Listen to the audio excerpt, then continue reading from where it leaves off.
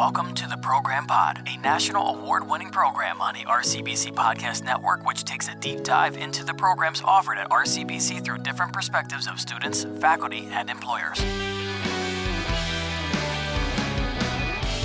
Hello and welcome to the Program Pod, a now national award-winning program. We'll find out if it's actually the number one program, but still, to be here, back on the air, feels good here on the RCBC Podcast Network, where we take a RCBC program and do a deep dive from different perspectives within the program. And for today's episode, first of all, I'm your host, Jay Varga. It's been a little while, so I got to get myself some muscle memory, getting myself back into the groove here. But on today's episode, we're checking in with my direct wheelhouse, entertainment technology. And joining me today, we have a pair of RCBC alum, my former radio crew, my friends that formed over at the Pemberton campus here at former Z89 radio station, and now both thriving in the NFL as reporters for SNY in New York with Connor Hughes, covering the New York Jets and the New York Giants, and NBC Sports Philadelphia, Dave Zangaro, covering our NFC champion Philadelphia Eagles, by the way. Proud to have you guys on the show. Gentlemen, thanks for coming on the show here. No problem. Thanks for having me, man. I'm pumped. I'm excited. Yeah, this should be fun. Yeah, it's like old times here. And also welcoming into the show, joining my other fellow colleague, Dr. Brooke Mailhiot, Entertainment Technologies Program Chair and Assistant Professor, Co-Chair for the RCBC's DEI Women's Subcommittee and host of the Baroness podcast, and a whole list of other things outside the organization. What is it that you don't do? Not much. I think I do pretty much a lot. Yes. Thanks for having me, Jay. You're welcome. And it's, again, finally nice to have you on my show here. I know. I'm not asking the questions. It's very exciting. Yeah, you're doing your show, and I'm usually engineering behind it. But now, again, flipping the script and something I said that, I used to be definitely fully a part of when I was teaching radio production. But we'll get to that in a second, as RCBC does embrace a student-first philosophy. So let's start right here with Connor and David. In fact, this was a show that I tried to record back in the fall before I took a break for the welcoming of the birth of my daughter, and everything was getting crazy, the height of football season. So their guys' schedule was just maddening. So we decided to shelve it for a little bit. Like, we'll start out in February and March, kick off the season. Everything will be calm, and here we are, and nothing has changed, right? Right? So, Connor, let's get to you, Connor, because you might have to bounce in the next 5 minutes with this whole Aaron Rodgers. I hope not. Thing kind of going on, possibly being traded to the Jets. So, how has the past month been for you? Covering obviously the Giants, but the Jets and the Rodgers and your social life and all that stuff.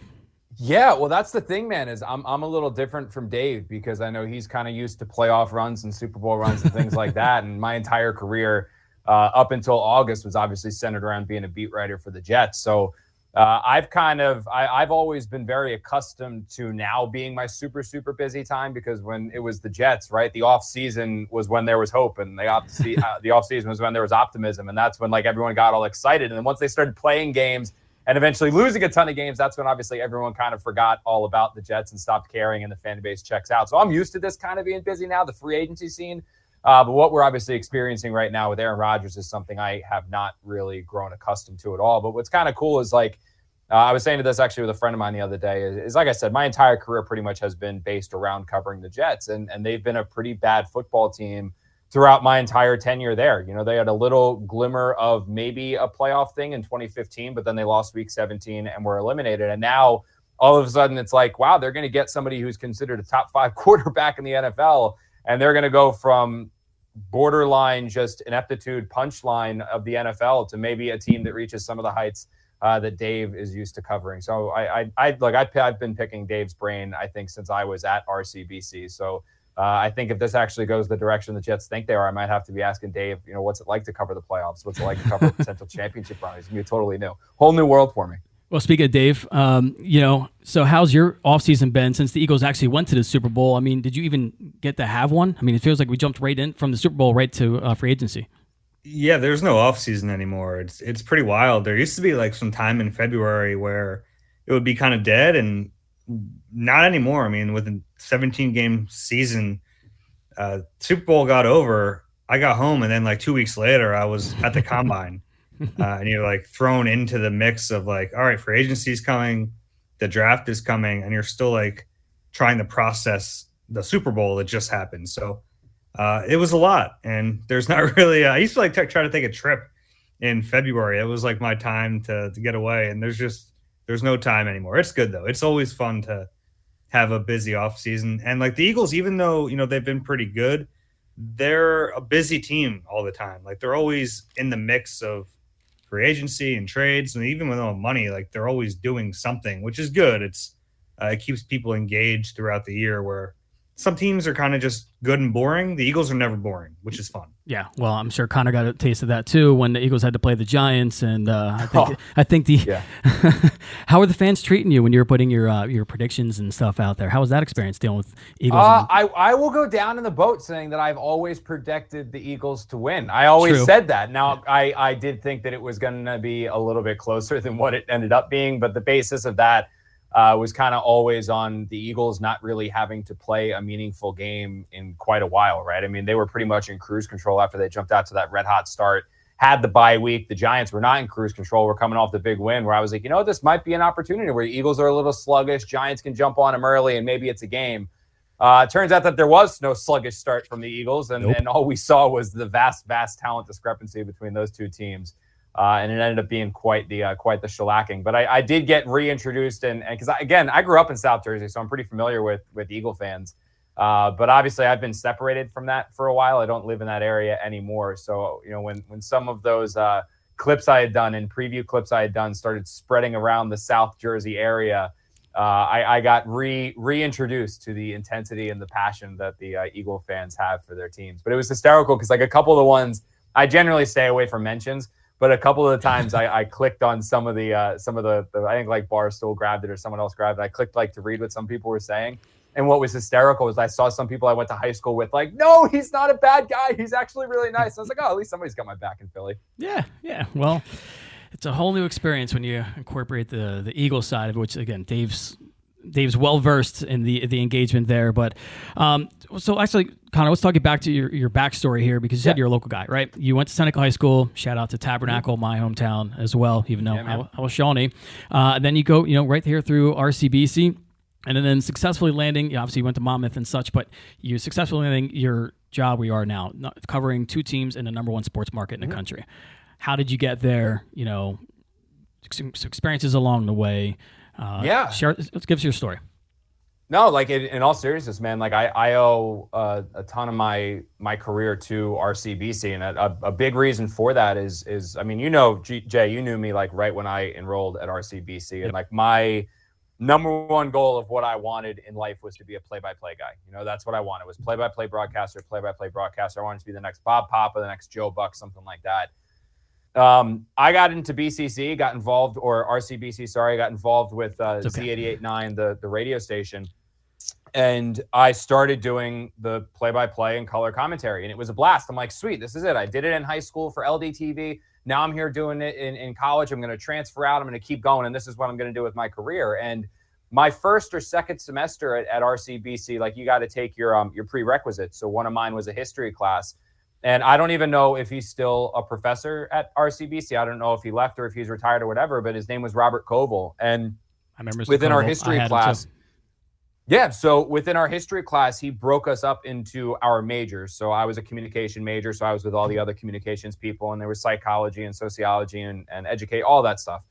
And then after he broke us up into our study groups, he went around every single kid and within their respective fields, what do you want to do within that? So if you want to be a teacher, specifically how do you want to teach? You want to go elementary, grade, all that fun stuff. So he gets to me, communication's big, and I was like, Professor Koval, I want to be a play-by-play guy. And he looked at me and goes, you better learn to write, and then immediately went on to the next kid. And I was like, oh, he clearly didn't hear me, because I said I want to be a play-by-play guy and talk. Like, I didn't say anything about writing. What the hell is he talking about? So I went up to him after class, and I was like, Professor, like, you threw me for a loop there. What do you mean I need to learn how to write? And he offered me 10 points extra credit, I think I was, if I could go home that day and find any play-by-play broadcaster that didn't have some form of a background in writing, whether it was for his college paper, when he first got out of college, media relations, media guides, all that fun stuff. And I know my strengths and I know my weaknesses, and history is not one of them. So I was like, hell yeah, I could use that extra credit.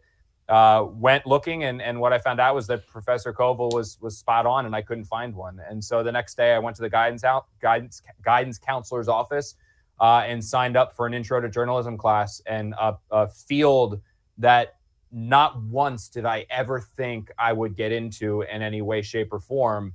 ended up becoming a full-blown passion of mine. And I just fell head over heels in love with writing. And I was at the time, like I said, working for the radio station, calling games. I would basically take the games that I was covering, go home and write stories on them and write game stories or featured articles or whatever. And then I would take it to my professor, Steve Royak, in Intro to Journalism. And after class, we'd tear them apart and then we'd build them back up, and we'd tear them apart again and build them back up. And I'd write something else and we'd tear it apart. And I went from working with Professor Royak to suddenly sending emails out to people within the field, including Dave. Like, Dave was one of the guys that I emailed some of my clips to, like, hey, we kind of went to the same school. We're kind of from the same area. You know, I could use some advice. I'm just starting this. I'm trying to make up some ground, figure out what I'm doing. And Dave was awesome to this day.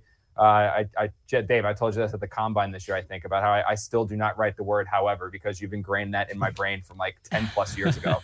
But like, just one of those things. And my career sort of took off from there. So it went from writing stories in Burlington, RCBC's journalism class for the radio station, to Professor Royak helped me get a freelancing gig at the Burlington County Times, which coincidentally was also where Dave was for a minute or two. And then from there, it's just about climbing the ladder. So I went from the Burlington County Times as a freelancer to part-time for the Star Ledger covering high school sports. And then when I transferred into Monmouth, I started covering the Jets for About.com and the Journal Inquirer. Did that for 2 years, went to the USA Today Sports Media Group. Eventually in 2016, I got my first full-time job at the Star Ledger covering the Jets as a beat, and worked there for 2 years before spending 5 years at The Athletic. And then this past August was when SNY hired me just to do, in addition to still writing and reporting and features and columns and all that stuff. Now I just do a lot more TV than I ever did before.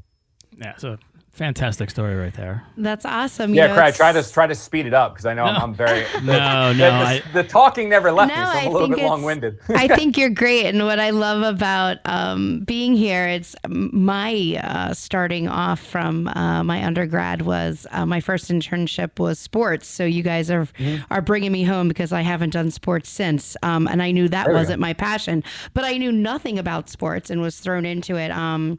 I worked for a company out in Westchester, and we followed St. Joe's Hawks and did the Phil Martelli Hawk Talk show, and I followed them to the NCAAs when Jameer Nelson was on the team, and I did Temple Sports Now with Bobby Wallace and Inside Golf with Don Cannon, and I did some of those shows on CN8 and things like that. But you're bringing me home to my roots with the sports talk. So, and kudos to you guys for coming on and sharing your stories, because like Jay said about we're putting our students first and being able to share the success stories that both of you had has been really wonderful. I came in right after you guys graduated. We have an amazing entertainment technologies program here at RCBC. We have two arms basically of our degree programs. We have a video and digital media program, which really focuses on independent cinematography, production, entertainment technology in the sense of video editing, video production, documentary filmmaking, TV production. And then we also have the arm of the sound recording engineering, which is then focusing in on advanced music production, live sound reinforcement, producing, distribution. And both of those arms really have a radio element. It's kind of morphed over the years from being more of that terrestrial radio, but to basically what we're doing today is podcasting. Yep.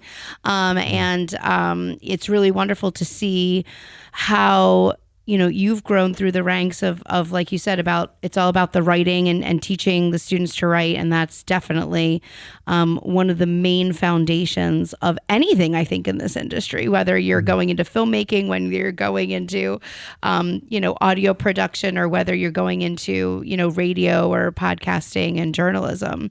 So that's wonderful to hear that, your stories. Yeah, it's like, well, I saw Connor because Dave was kind of already on his way. So I think when I was just starting to get more involved with the radio station, I did stuff on the weekends, but I'll still work commercial radio for CBS and the Eagles as well. So I didn't really get more involved, given kind of where I cut my teeth, right? And I want to give back to the program because I know it's spawned multiple success stories, and I can see Dave where he was kind of going off, and Connor kind of reminded me of me when I was starting to work my way up the ranks at CBS. And unfortunately, when Stern left and the CBS itself kind of just really lost its identity, I took a chance to kind of come back to the radio station and get back to the roots. But I saw something in him, and he kept asking me questions, even though we get in trouble because he wasn't supposed to be working with me at times, because I'm trying to teach him, because he was definitely obviously the writer, right? Yeah. But I knew, especially in radio, you want to have the tight audio production. I kept telling him tighter, and trying to develop some of that stuff. But I think between the writing, I also tell my students too, acting class was always good too, to know how to enunciate and do stuff. But I say, you need to be a writer as well. So it's good that Connor kind of backed that up, because, you had to have that writing intensive courses. And I said, I know Rowan was very specific in writing intensive. It sucked, but it made me a better person, because you want to sound, educated while you're, basically when you're conversing on the radio, right? It's kind of conversing the way you're writing and stuff. And it's a little different.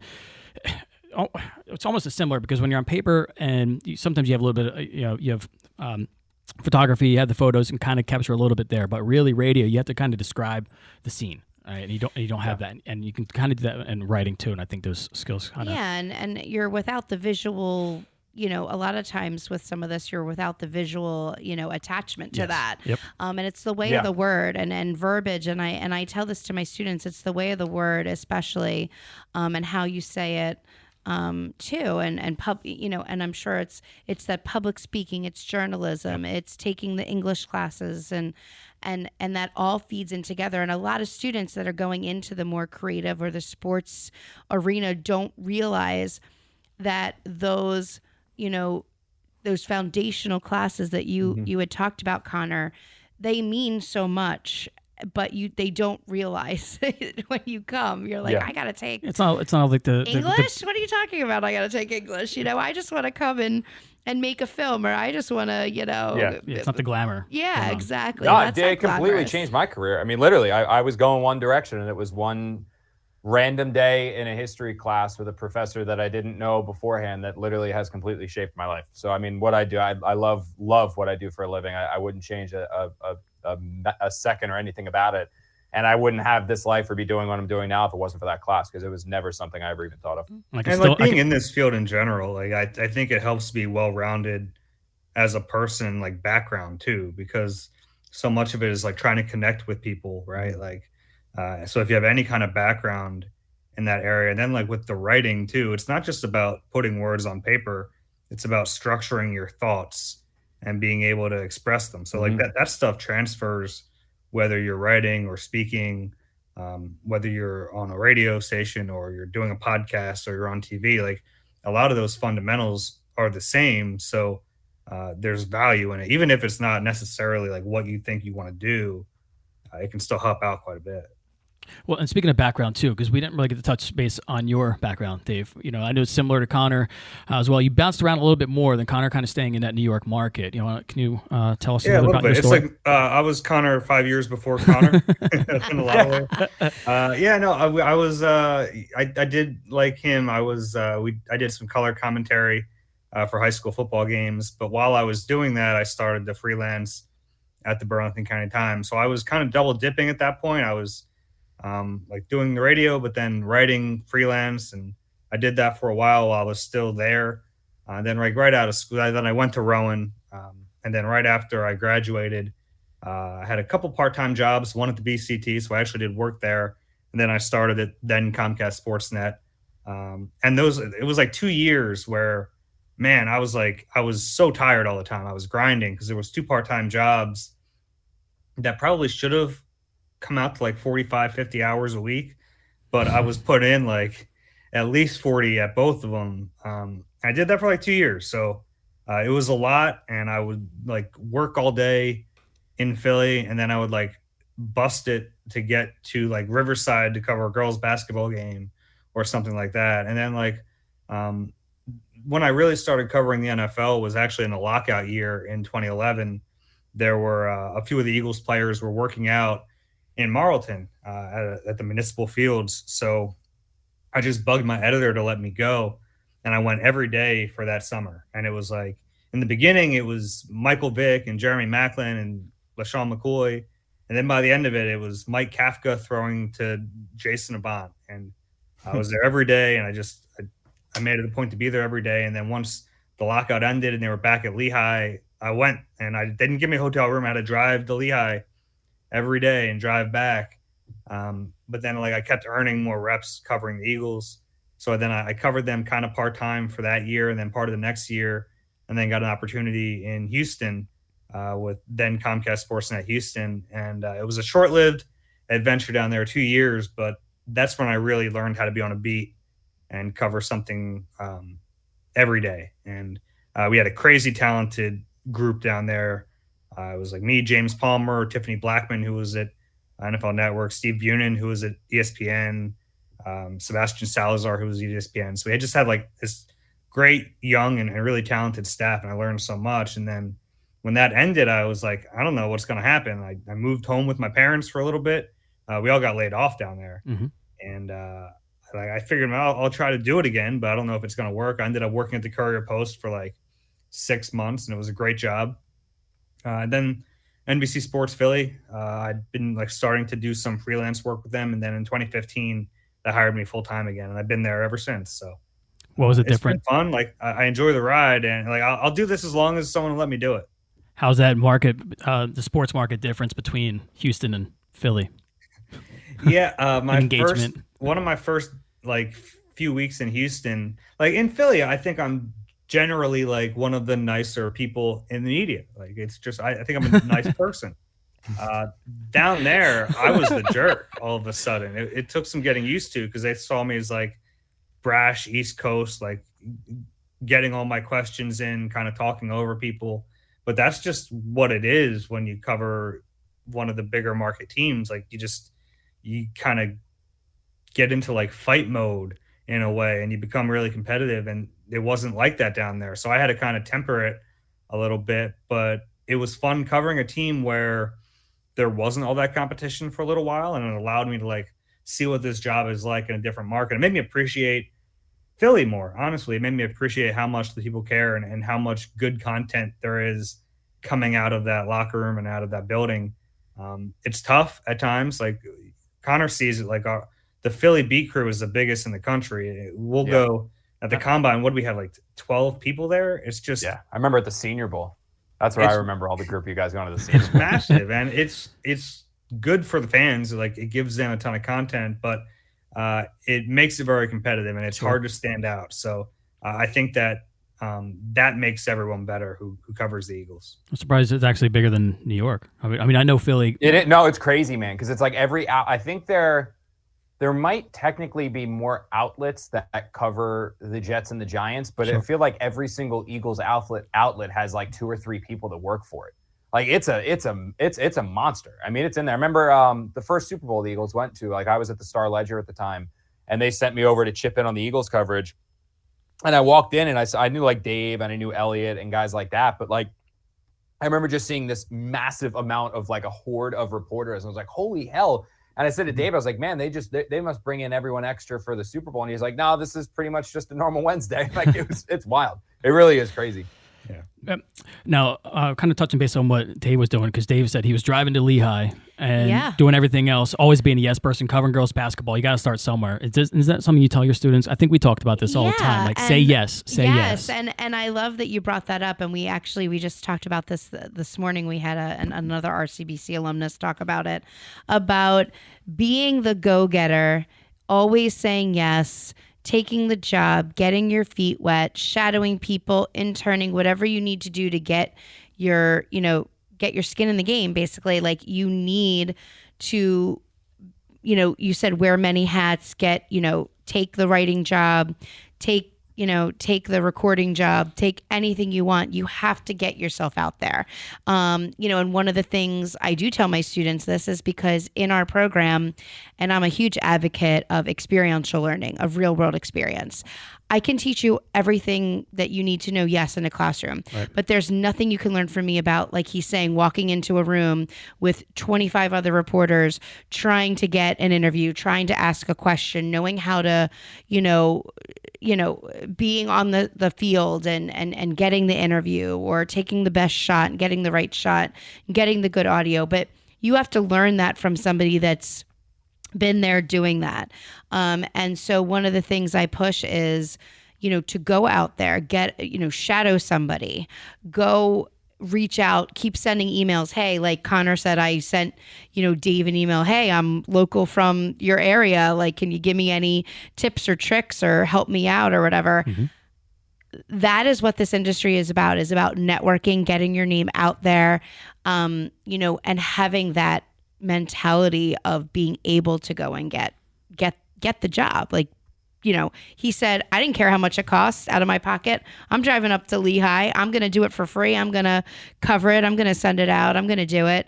That's what you need, that like internal motivation to be able to be in this industry. I think if that's not something that you have, it's going to be difficult. You have to know how to, same thing, you have to know how to speak to somebody. You have to be able to network. You have to be able to talk. You have to be able to do all those things. So I love it that they both connected themselves to that they were go-getters and they have that mentality. And I think one of the big, go ahead.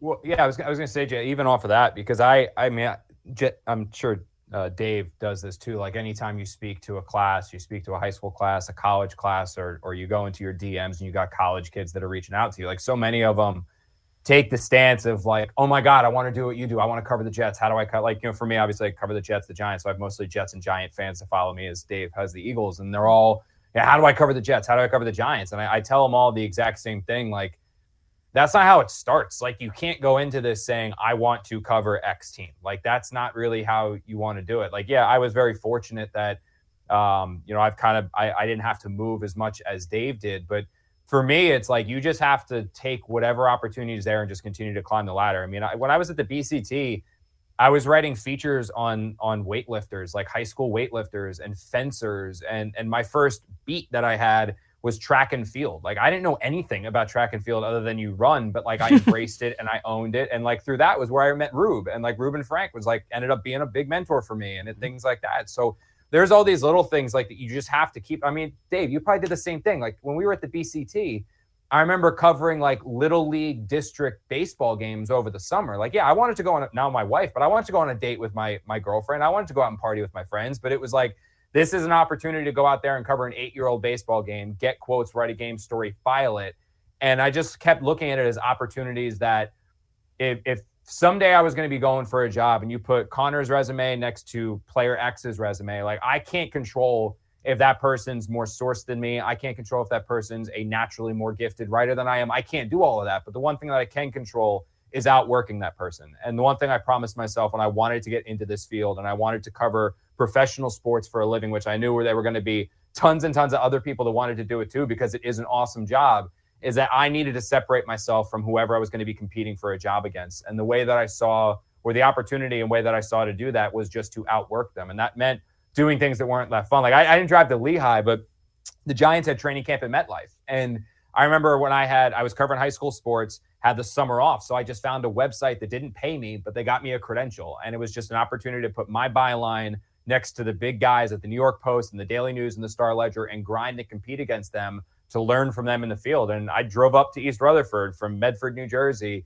every other day, to go to training camp. And it wasn't paid, but it was just an opportunity to grind and get better and work and compete against somebody else. And if I was competing against them, I was learning from them in the same way and eventually tried to start beating them. And then, when opportunities came for a job, I was fortunate enough where, you made enough inroads and you had enough of a resume and you had enough clips that I was able to compete with the other people that were going for it, and they picked me over the alternatives. I'm glad you brought that up too, Connor, because like I think there are fewer opportunities in like some spaces, but there are other opportunities that have come up in other places. So like I look at my path and your path, and it's like local newspapers, it's tough. Like they're like, even the ones that are left, like they're not gonna pay you to go cover something, but there are all these websites now. They're like kind of like fan-based websites, but it's just like a different way to get that work. And if you're like, look, I always say I was really fortunate to be able to do unpaid internships. I know not everyone's in that position, but if you are in that position and you're able to like take advantage of those things, like I was, like that's really how I got my start. Really with like building connections in the business. Like I interned for CSN Philly in 2009. And like you just put in the work, like you're not getting paid, but I would be there all the time. They were in the World Series that year, And I was there until like 3 a.m, which I don't know the laws on all that, but I was just like not leaving. I was like, I'm going to work all night and do whatever you guys need me to do. And like, it leads to things if people see that you're putting in the work. Yep. And that was me, man. It was like, if I could go toe to toe with the New York Daily News and New York Post writing for bigblueinteractive.com, I felt like when the opportunity came, if I proved myself there and put out the same kind of production, and in some case better production than the other guys, I felt that the other people that were going for it, that were in the farm system, that were covering high school sports at the time, I was like, I've covered high school, I'm doing that, but also while I'm doing that, I'm also doing this. And if this is as good a quality as this, where I'm calling people and trying to break news with Big Blue Interactive or About.com as with my byline, imagine what I can do if you give me the power of a major publication. And it was just a grind and a commitment. And eventually, it does take someone taking a chance on you. And then once you get that opportunity, you get that chance, you have to make the most of it. And as I wipe out my question of, so what advice would you like to give to aspiring reporters? That one there you go. That one goes right out the window because these guys are pros and take it right there. But and we offer internships here through your program too, correct? Yeah, I mean, what's been really great is we have a new experiential learning office here, and I can't tell you how many people reach out to me on a daily basis, local production companies, recently a drone company, that are looking for internships. So the need is out there. And again, like they said, that, they were trying to do anything and everything to just get their name out there. It didn't matter what it was, just to keep going, crafting their passion, crafting what they're doing.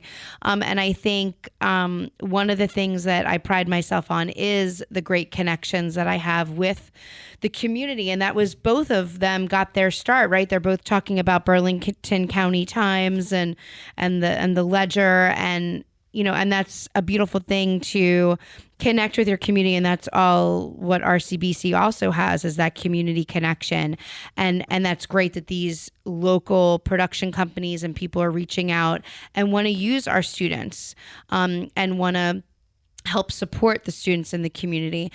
So if anybody has a production company or is looking for internships, please reach out to myself, and I will put you in contact. And we have a great experiential learning and career services center that has Handshake, and we provide, direct internships for our students. And that is something that I had in my undergraduate coursework that I brought here when I developed some new curriculum, is that I put in mandatory internships into both arms of each program. So students cannot leave here with a 2-year degree without having an internship, because that is one of the most important pieces of the puzzle in this industry. Absolutely. Is to be able to get real world experience.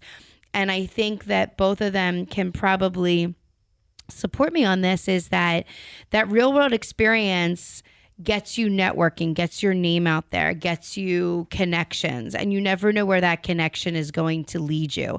There's connections that I had in my undergrad that I still have to this day, that I still connect with to this day. And they will, even though they're onto the sports arena and all those kinds of things, it's a small family in this industry, that there's so many connections to so many people, that every day you can make a connection with somebody who knows somebody. It's like that 6 degrees of separation in this industry. And I think you and I have also talked about that the experiential learning aspect and getting the students that real world connection and moving that classroom to career connection of what they've learned in the classroom and then now put it to real life is a huge thing for them.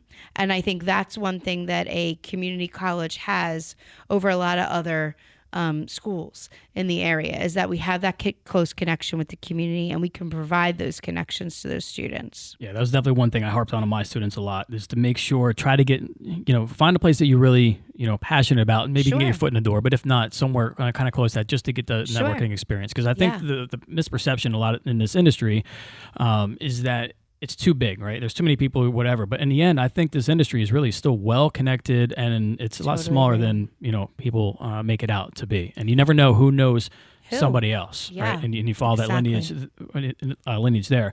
And I'm going to wrap this up in just a little bit because I know we're still on borrowed time. We're still waiting maybe for Aaron Rodgers to drop because I can see Connor kind of checking down and keeping, his eyes split ways and everything else kind of going on in his background. Yeah. But the question I have for all three of you really though was, what do you think outside? Because I think we can all take the easy way out, and I'm trying to make this as a facilitator and a question provider here, because we can all take the easy way out saying newspaper, right? But what's been the biggest change you think in the field so far since you've become since you were students to where you are now in your careers, and maybe in the technology field?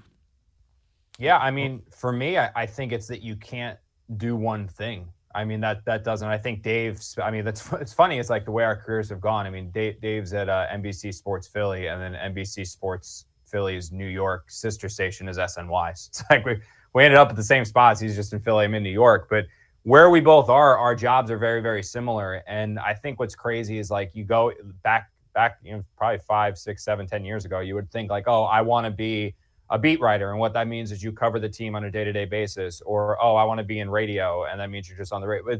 That's out. I mean, you can't be a one-trick pony. You have to do everything. I mean, you really, really do. Like my job now is I basically beat write and I report. I write columns, I write features. Then I go on television both as a reporter, where I'm answering questions as a reporter, but then they also bring me on as a personality where I'm debating and stuff.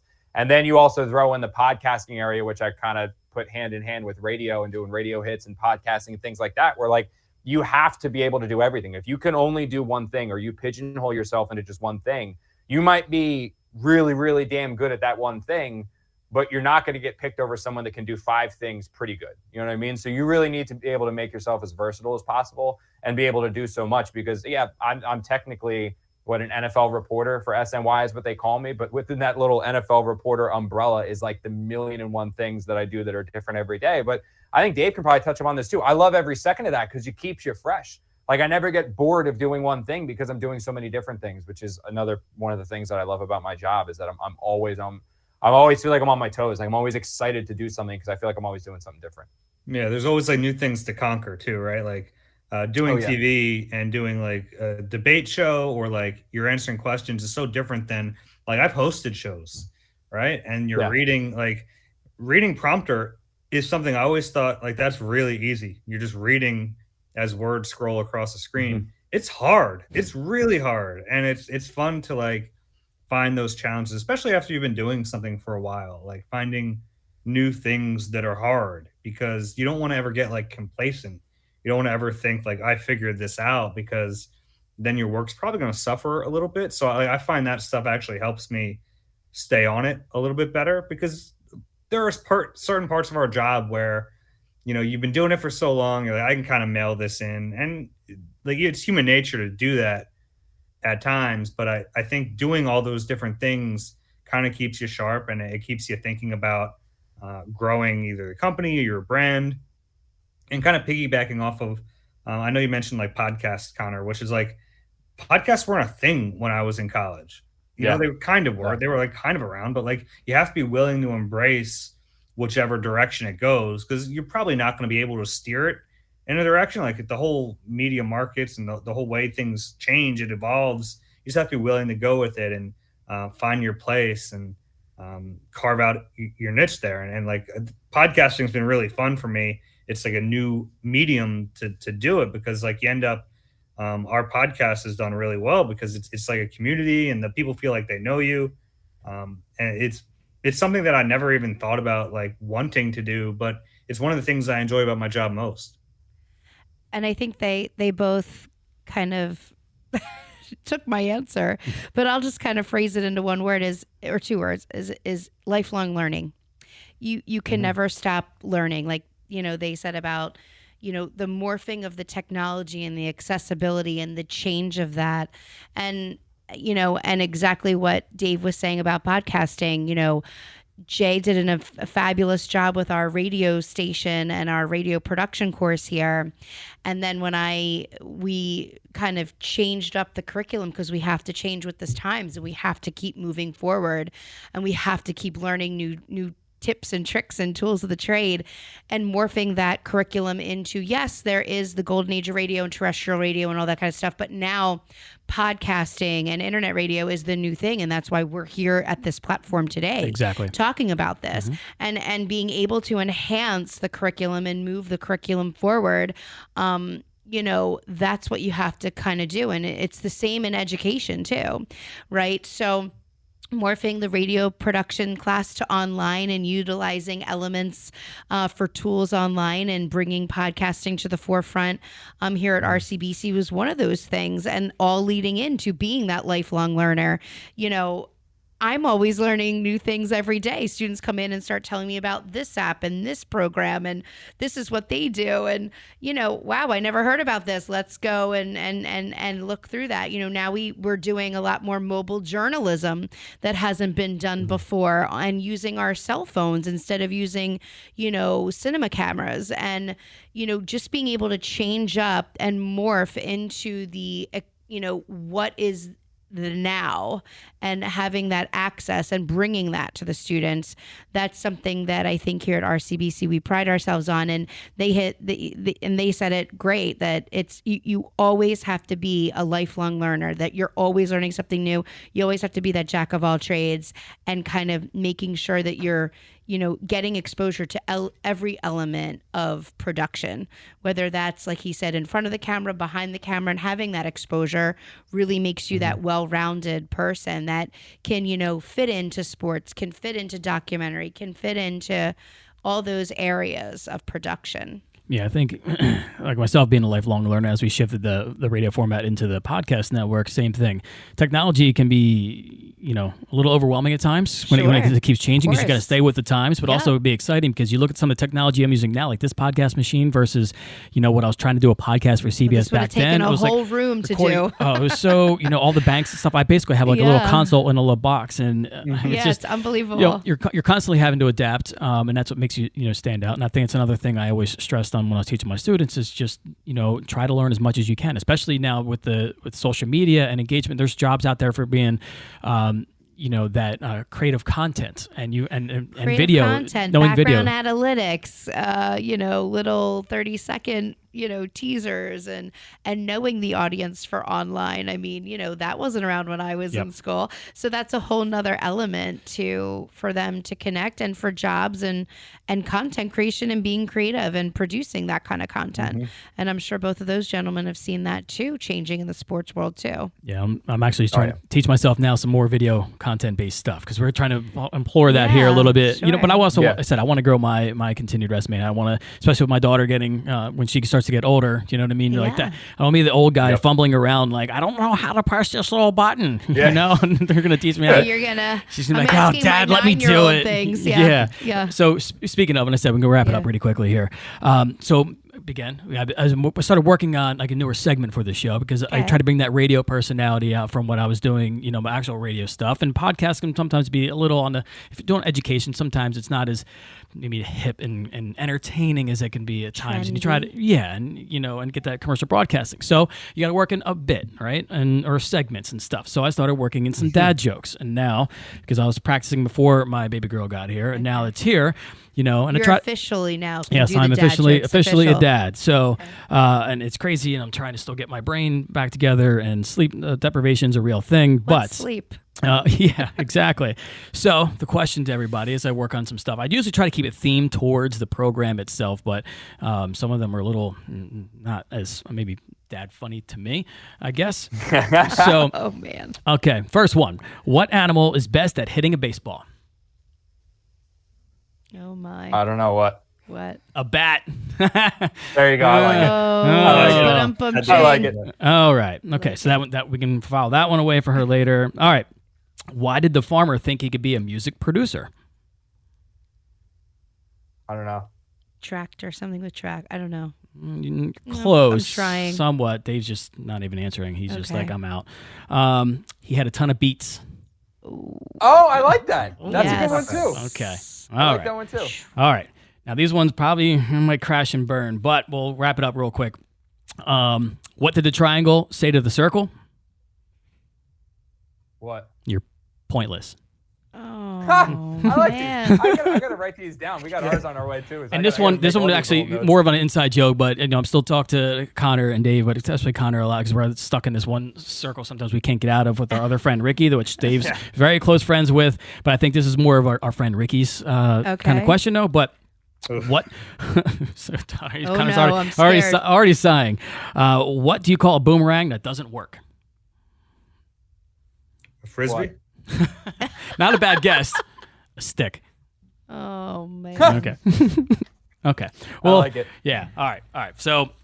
Wait, I have one. I can't wait till next month. Yes. More See, dad now, jokes. Okay, here we come. Here we go. Here we go. What did the fish say when he swam into a wall? What? Damn. New show, RCBC podcast, puns and dad jokes. Oh my God. I like it. All right, kids. I'm gonna let you go because again, Connor, especially, well, obviously both of you. Not to discredit you as well, but I think we made it through, so I'm happy. Yeah, I'm glad we made it through. So like I said, we were supposed to do this in person, and I'm like, dude, I'm so sorry. Like this could happen at any moment. I'm like, I'm basically like hostage right now. He's telling me he's trying to do a golf tournament. He's got a suit in his car in case he's got to go do a live hit. Yep. So, and that's the stuff. That's Be careful with the suit in the car, Connor. I once had a sport coat that I had hung up, and the sun through the window faded one of my. Really? Oh my yeah, gosh. be careful with that.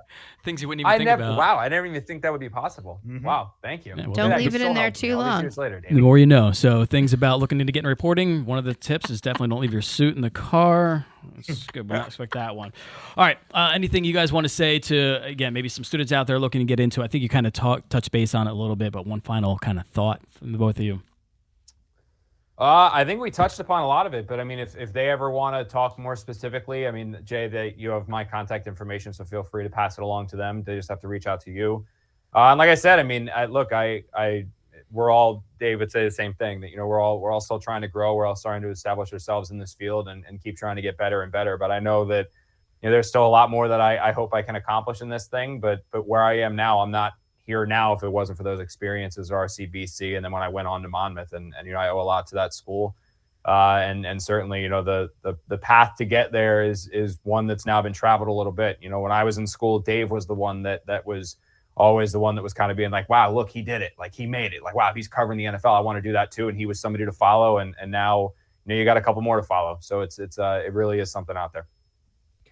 Yeah, I'll look at one specific thing.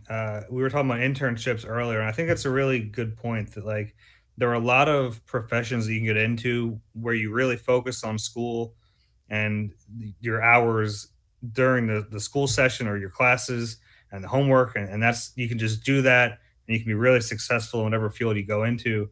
This is not one of those. I mean, this field takes extra effort if you're going to be successful, and I think that that's a good thing and a bad thing. It's a good thing because if you're a self-starter and you have the ambition to do it, you have a leg up. It's a bad thing if you want to skate by and not do those things. It's going to be really tough. So I think for anyone who wants to get into this business, it's really important to know and to be honest with yourself about the level of commitment you're willing to give.